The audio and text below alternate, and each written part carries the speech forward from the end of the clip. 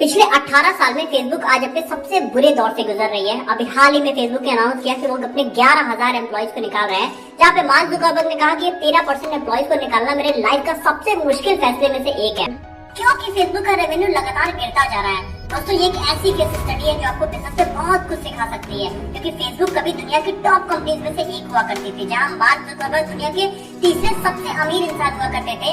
अब हो सकता है आने वाले टाइम में वो टॉप 20 में भी ना अवेलेबल हो। तो दोस्तों, फेसबुक के फॉल की सबसे बड़ी शुरुआत होती है 2 फरवरी 2022 से, जब एक दिन के अंदर मेटा ने करीब $230 बिलियन लूट किए थे। सबका रीजन था कि कंपनी के अपने क्वार्टरली रेवेन्यू गिरते जा रहे थे और उनका यूजर बेस लगातार गिर रहा था, जिस वजह से बहुत लोगों ने फेसबुक के शेयर्स बेचने चालू किए और फेसबुक की वैल्यू लगातार गिरती गई। ये $230 बिलियन अगर मैं आपको समझाने की कोशिश करूं तो पूरे न्यूजीलैंड के जीडीपी से ज्यादा उनका लॉस हुआ था एक दिनों के अंदर। इसके साथ ही इसको अगर दूसरे एग्जांपल से समझे तो श्रीलंका, अफगानिस्तान, नेपाल और भूटान की इकोनॉमी अगर हम जोड़ दें तो वो भी $230 बिलियन नहीं होती है। तो इतना फेसबुक ने एक दिन में कमाया था। साल 2011 से 2022 के बीच में अगर देखें तो पहले फेसबुक का यूजर बेस लगातार बढ़ता गया, लेकिन साल 2020 के बाद इनका यूजर बेस पहले स्टैग्नेंट हुआ, फिर इनमें माइट एक डिक्रीमेंट देखने को मिला है। इसको और हम क्लोजली देखने की कोशिश करते हैं। पिछले 2 साल का अगर हम फेसबुक का ग्रोथ देखने की कोशिश करें तो जहां जुलाई 2020 में इनको 1.4% का ग्रोथ था, वही वो ग्रोथ बढ़ रहा था और जनवरी 2021 में भी इनको 2% का ग्रोथ था। वो ग्रोथ लगातार घटना शुरू हो गया जुलाई 2021 से, जहाँ 0.5% ग्रोथ थी, फिर वो 0.17 होती गई और जुलाई 2022 तक जाते जाते इनको नेगेटिव ग्रोथ होने लगी। मतलब इनके यूजर बेस लगातार अब गिरने शुरू हो गए। फेसबुक की पेरेंट कंपनी मेटा 3 प्लेटफॉर्म को बेसिकली ओन करती है, व्हाट्सएप, फेसबुक और इंस्टाग्राम। और हम इंस्टाग्राम की यूजर बेस में अगर देखें तो वहाँ पे भी लगातार एक स्टैग्नेंट ग्रोथ दिख रही है। मतलब वो यूजर बेस या तो रुक गया है या तो वो फॉल करता जा रहा है। इसका जो सबसे बड़ा रीजन है वो है सैचुरेशन। पूरे दुनिया में अगर देखें तो करीब 8 मिलियन लोग हैं, जिसमें से करीब 2.91 मिलियन एक्टिव यूजर्स हैं फेसबुक के। वहीं बाकी के जो 5 मिलियन देखें उसमें से करीब 3 मिलियन ऐसे लोग हैं जो कि इंटरनेट को अच्छे से एक्सेस नहीं कर पाते हैं। ये वो लोग हैं जो कि नाइजीरिया, पाकिस्तान, बांग्लादेश जैसे कंट्रीज में रहते हैं, उनके पास इंटरनेट का अच्छा एक्सेस नहीं है, जिस वजह से वो फेसबुक नहीं यूज कर सकते हैं। इसके अलावा 1.7 मिलियन ऐसे लोग हैं जो कि रशिया, चाइना या फिर ईरान में रहते हैं, जहाँ पे फेसबुक पूरी तरीके से बैन है। और बाकी के जो यूजर्स हैं वो 10 साल से कम एज ग्रुप वाले हैं। तो मतलब फेसबुक अपना मैक्सिमम ग्रोथ अब कर चुका है, अब इससे ज्यादा ग्रोथ करना पॉसिबिलिटी नहीं है। और यहीं पे मार्क जुकरबर्ग अपनी पहली गलती करते हैं। उनका कहना था कि हम फेसबुक के यूजर्स और बढ़ाने की कोशिश करेंगे। तो जब फेसबुक अपने सैचुरेशन को टच कर चुका है तो अब यूजर्स को बढ़ाना सबसे बड़ी गलती होगी, जहाँ फेसबुक ने अपनी पहली गलती किया था। फेसबुक के फॉल का अगर हम स्टेप बाय स्टेप रीजन समझने की कोशिश करें तो यहाँ पे जो यूजर बेस है अब वो ओल्डर जनरेशन का होता जा रहा है। जब 2004 में फेसबुक लॉन्च हुआ तो 75% इनके पास यंगर जनरेशन की पॉपुलेशन थी, जो कि फेसबुक के एक्सेस किया करते थे। लेकिन अब वो पॉपुलेशन थोड़ी ओल्ड हो चुकी है, वो 45-50 वाले एज ग्रुप में है। लेकिन आज का जो प्रेजेंट जनरेशन का यूथ है वो फेसबुक अब नहीं यूज कर रहा है, वो बाकी प्लेटफॉर्म की तरफ मूव कर रहा है, क्योंकि उसको प्राइवेसी चाहिए। और फेसबुक पे अब सारे वो लोग हैं जो काफी ज्यादा एज में हैं। अगर हम यूएस में हुए एक सर्वे को देखने की कोशिश करें तो 12 से करीब 34 साल का जो एज ग्रुप था उनके में लगातार फॉल आपको दिखाई देगा। 79% से वो 62% हो गया है। इसके साथ ही अगर 35 से 54 वाला एज ग्रुप देखें तो वो भी 72 से 69% तक आ गया है। लेकिन 55 से ज्यादा जो एज ग्रुप वाले लोग हैं 49 से 53% तक बढ़ गए हैं। मतलब जिनकी एज ज्यादा है आज के डेट में वही फेसबुक यूज कर रहे हैं। हमने अपने कम्युनिटी पोस्ट में भी आपसे जब पूछा था तो ज्यादातर लोगों ने यही बताया कि हम फेसबुक अब नहीं यूज किया करते हैं। लेकिन आप अपने घरों में देखेंगे तो आपके मदर फादर आज के डेट में उनका फेसबुक का अकाउंट है, वो फेसबुक चलाया करते हैं। तो यहाँ पे जो यूथ है वो फेसबुक के अब नहीं है, क्योंकि एक मार्केट में बड़ा कंपटीशन है। आज दुनिया में कई सारे ऐप आ चुके हैं जो कि फेसबुक के बड़े कंपटीटर थे, लेकिन आज से 10 साल पहले इनके सामने कोई बड़ा कंपटीटर नहीं हुआ करता था। आज देखें तो नंबर 1 पे जो ऐप यूज होता है वो है यूट्यूब। इसके बाद अगर हम दूसरे नंबर पे देखें तो टिकटॉक आता है, जिसका सबसे ज्यादा यूजर बेस है। रेगुलरली लोग टिकटॉक आज के डेट में इंडिया छोड़ के बाकी कंट्रीज में यूज कर रहे हैं। 3rd नंबर पे आता है इंस्टाग्राम, जो कि मेटा का ये प्लेटफॉर्म है, लेकिन उसमें भी लगातार ग्रोथ कम होती जा रही है। और 4th नंबर पे आता है स्नैपचैट और इसके साथ ही ट्विटर भी है और बाकी और भी प्लेटफॉर्म आते हैं। लेकिन टॉप प्रायोरिटी पे यूट्यूब, टिकटॉक, इंस्टाग्राम ही जैसे प्लेटफॉर्म आया करते हैं। आज फेसबुक को लोग ज्यादातर नहीं यूज कर रहे हैं। इसके पीछे जो सबसे बड़ा रीजन है, यूट्यूब पे आपको लॉन्ग फॉर्म कंटेंट मिल जाएगा, इसके साथ ही आपको टिकटॉक पे शॉर्ट फॉर्म कंटेंट मिल जाएगा, इंस्टाग्राम पे आपको इमेजेस और फोटोज मिल जाएगी, स्नैपचैट पे आपको फोटो मैसेजेस का फीचर मिल जाएगा। वही ट्विटर पे आपको पॉलिटिकल और सोशल ओपिनियन लोगों के मिल जाएंगे। लेकिन यहाँ पे फेसबुक का क्या एज है, फेसबुक की अपनी क्या यूएसपी है? आज के डेट में अगर आप देखेंगे तो फेसबुक कोई ऐसी यूनिक चीज प्रोवाइड ही नहीं कर रही है जो कि उनको एक अलग बनाती है मार्केट में। इसलिए फेसबुक को लोग क्यों यूज करेंगे? और इसीलिए उन्होंने मार्केट में मेटावर्स इंट्रोड्यूस किया था कि वो जो इसकी ग्रोथ काफी स्लो हुई है वो बढ़ सके अगर वो मेटावर्स नाम का एक नया फीचर मार्केट में लेके आते हैं। फेसबुक में कुछ यूनिकनेस लाने के लिए मार्क जुकरबर्ग ने अक्टूबर 2021 में मेटावर्स मार्केट में लॉन्च किया था।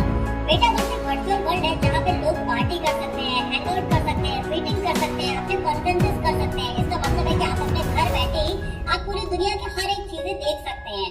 ये एक बड़ा ही यूनिक चीज मेटावर्स में लॉन्च करने की कोशिश कर रहे थे मार्क जुकरबर्ग, और इसी के लिए इन्होंने हॉरिजन वर्ल्ड और हॉरिजन वर्करूम्स नाम के दो चीजें मार्केट में लॉन्च किया था। अगस्त 2022 में हॉरिजन वर्ल्ड को स्पेन और फ्रांस के मार्केट में जब लॉन्च किया गया तो मार्केट में उसका बहुत एक नेगेटिव फीडबैक आया। लोगों ने इसको बिल्कुल भी नहीं पसंद किया क्योंकि जो अभी की वर्चुअल रियलिटी प्लेटफॉर्म है वो काफी ज्यादा आगे थी इनके मेटावर्स के प्लेटफॉर्म से। आज की डेट में अगर हम देखें तो वर्चुअल रियलिटी के प्लेटफॉर्म काफी आगे निकल चुके हैं, और मार्क जुकरबर्ग ने जो $10 बिलियन लगा के ये प्लेटफॉर्म बनाया था वो उतना वैल्यू लोगों को प्रोवाइड नहीं कर रहा था। इसमें काफी ज्यादा मीम्स इसके खिलाफ चले थे। फ्रांस और स्पेन में लॉन्च करने के पहले इन्होंने कनाडा और यूएस के मार्केट में पहले मेटावर्स को लॉन्च किया था, लेकिन वहां पे भी लोगों ने काफी नेगेटिव फीडबैक दिया था। लेकिन उस पर इस कंपनी ने कुछ काम ही नहीं किया और इन्होंने री लॉन्च मार्केट में करना शुरू कर दिया, मार्केट में बड़ा हाइप क्रिएट करने की कोशिश की। इसका टारगेट था कि इस साल के अंत तक ये करीब 5 लाख यूजर्स को मेटावर्स से जोड़ दें, जो कि पॉसिबल नहीं हो पाया। बाद में कंपनी ने 2,80,000 यूजर्स को जोड़ने का टारगेट बनाया, जो कि वो भी नहीं कंप्लीट हो पाया। आज इनके 2 लाख से भी कम मेटावर्स पे भी यूजर्स हैं। मेटावर्स में सीएनबीसी ने एक सर्वे भी किया। उन्होंने कई सारे सीईओ से पूछा कि आपकी क्या सोच है मेटावर्स के बारे में। तो यहाँ पर लोगों ने कहा कि ये एक मार्केट का या तो हाइप है, या तो कुछ लोगों ने कहा कि ये एक अपवर्ड टीनेजर्स के लिए प्लेटफॉर्म है, या फिर किसी ने कहा कि ये फेसबुक को एक रीब्रांड करने की एक स्ट्रेटजी है, जो कि आप भी बहुत इजीली आज के डेट में समझ सकते हैं। इस वजह से फेसबुक ट्रेंड हो रहा है। फेसबुक की अगर हम अगली गलती देखने की कोशिश करें तो जहाँ 2004 में फेसबुक दुनिया का सबसे बड़ा इनोवेशन कर रहा था, उसने फेसबुक नाम का एक ऐसा प्लेटफॉर्म बनाया था जो दुनिया के लोगों को जोड़ रहा था। वही फेसबुक आज के डेट में दूसरे प्लेटफॉर्म को कॉपी करने की कोशिश कर रहा है। जहाँ देखेंगे टिकटॉक बहुत शॉर्ट स्ट्रीमिंग प्लेटफॉर्म है, 1 मिनट से कम की वीडियो होती है, जिसको लोग काफी ज्यादा आज के डेट में दुनिया में पसंद कर रहे हैं। दुनिया में टिकटॉक की ग्रोथ ईयरली करीब 142% है, वही फेसबुक की ग्रोथ इतना ज्यादा कम है कि वो सिर्फ 37% है। इस वजह से मार्क जुकरबर्ग ने अब इन प्लेटफॉर्म को कॉपी करने की कोशिश किया, और इसीलिए साल 2020 में उन्होंने लेक्सो नाम का एक प्लेटफॉर्म लॉन्च किया, जो कि टिकटॉक की एग्जैक्ट कॉपी थी, जो कि मार्केट में नहीं चला। अब बाद में ये ऐप बंद करना पड़ा। इसके बाद इन्होंने ये भी रियलाइज किया इंस्टाग्राम, जो कि एक फोटो का प्लेटफॉर्म था इनका, जहाँ पे लोग ट्रैवल फूड के फोटोज डाला करते थे, स्टोरीज का सेक्शन था, जो कि एक इसकी अलग ऑडियंस थी। वहाँ से उन्होंने देखा कि बहुत सारी ऑडियंस टिकटॉक पे शिफ्ट हो रही है, तो इस वजह से उन्होंने इंस्टाग्राम पे रील्स का फीचर ऐड कर दिया। अब आज डेट में आप इंस्टाग्राम पे देखिए तो जो इंस्टाग्राम का रियल वैल्यू हुआ करती थी वो बिल्कुल बदल गई है। आज डेट में आपको वहाँ पे ज्यादातर डांस के वीडियोस दिखाई देंगे, जो कि टिकटॉक पे बेसिकली हुआ करते हैं। तो पूरी तरीके से इंस्टाग्राम को उन्होंने शिफ्ट कर दिया, जो कि उनके जो रियल यूजर्स थे उनको पसंद नहीं आया। कई बार बहुत सारे यूजर्स ने उनको फीडबैक भी दिया, कई बड़े सेलिब्रिटीज ने उनको फीडबैक किया कि आप इंस्टाग्राम को टिकटॉक बनाने की कोशिश मत करिए, क्योंकि वहाँ पे जो रियल ऑडियंस थी जो कि फोटोज काफी पसंद करती थी। इस पूरे प्लेटफॉर्म को इन्होंने शिफ्ट कर दिया शॉर्ट वीडियो प्लेटफॉर्म में। वही दूसरा हम इनका कॉपी का स्ट्रक्चर देखें तो इन्होंने अपने व्हाट्सएप पे भी जो डिसअपीयरिंग फीचर था, इसके साथ ही स्टेटस का फीचर था, ये सब स्नैपचैट की पूरी तरीके से कॉपी थी। तो जहाँ 2004 में फेसबुक इनोवेशन कर रही थी, वही 2020-22 में फेसबुक अब पूरी तरीके से कॉपी करने की कोशिश कर रही थी, जिसका रिजल्ट इनको बिल्कुल भी नहीं मिला और ये मार्केट में एकदम नेगेटिव होते गए। लेकिन मेटा और फेसबुक के फॉल के पीछे जो सबसे बड़ा रीजन अगर हम समझने की कोशिश करें तो वो है कोई इनका रेवेन्यू मॉडल नहीं है कस्टमर के लिए। जैसे कि ये जो प्लेटफॉर्म होते हैं ये इकोसिस्टम क्रिएट करते हैं। हम यूट्यूब को समझने की कोशिश करते हैं। यूट्यूब में क्या होता है कि बीच में यूट्यूब का प्लेटफॉर्म है, एक साइड हमारे जैसे क्रिएटर्स हैं और एक साइड कंपनीज ऐड चलाया करती हैं। जो भी आप वीडियोस देखते हैं बीच में उस पे ऐड आया करता है, उसमें 50% इनकम यूट्यूब रख लेता है, 50% इनकम वो क्रिएटर्स को दे दिया करता है। तो यहाँ पे यूट्यूब ने एक इकोसिस्टम बनाया जहाँ पे ऐड चलाने वाली कंपनियों का भी काम चल रहा है, यूट्यूब का भी काम चल रहा है, क्रिएटर्स का भी काम चल रहा है और उन एड्स को देख के प्रोडक्ट को कंज्यूम करने वाले कस्टमर्स का भी काम चल रहा है। तो ये एक कंप्लीट इकोसिस्टम हो गया और इस टाइप का इकोसिस्टम ना आपको फेसबुक पे दिखाई देगा ना आपको इंस्टाग्राम पे दिखाई देगा। यही सबसे बड़ा रीजन है कि आज क्रिएटर उसे यूज नहीं कर रहे हैं।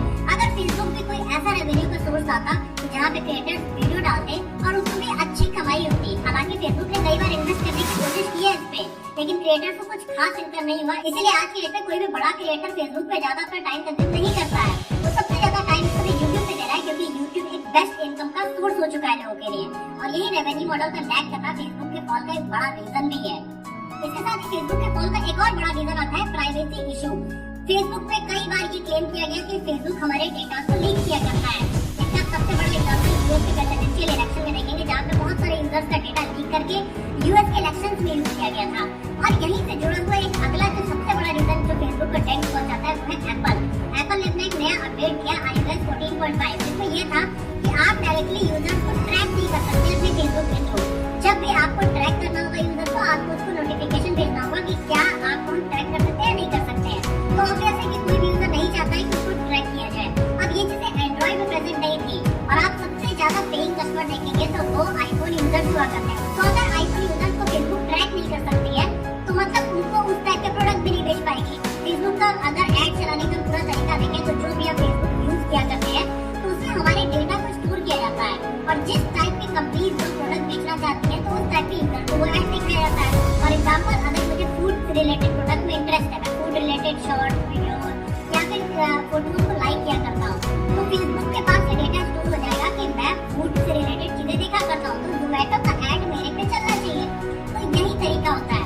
तो जब आईफोन के नए अपडेट के साथ फेसबुक पूरी तरीके से उन्हें ट्रैक नहीं कर सकता है, तो उनका रेवेन्यू में सबसे बड़ा गिरावट का रीजन यहाँ पे आया। तो दोस्तों, यही कुछ ऐसे रीजन थे जिस वजह से आप देखेंगे कि मेटा का शेयर पिछले 6 महीने में 50% से ज्यादा गिर गया है। और यहाँ पे मार्क जुकरबर्ग भी मान रहे हैं कि कंपनी का रेवेन्यू काफी तेजी से गिरता जा रहा है। इस वजह से 11,500 से ज्यादा एम्प्लॉय को अभी निकाला गया है 2 दिनों के अंदर ही। तो आने वाले टाइम में आप देखेंगे कि इस कंपनी में ले ऑफ और ज्यादा बढ़ सकते हैं। यहाँ पे सबसे बड़ी गलती क्या फेसबुक ने की, आप कमेंट सेक्शन में जरूर लिख के बताइएगा। वीडियो अच्छी लगी तो वीडियो को लाइक करिएगा, चैनल को सब्सक्राइब करिएगा, बेल आइकन पे प्रेस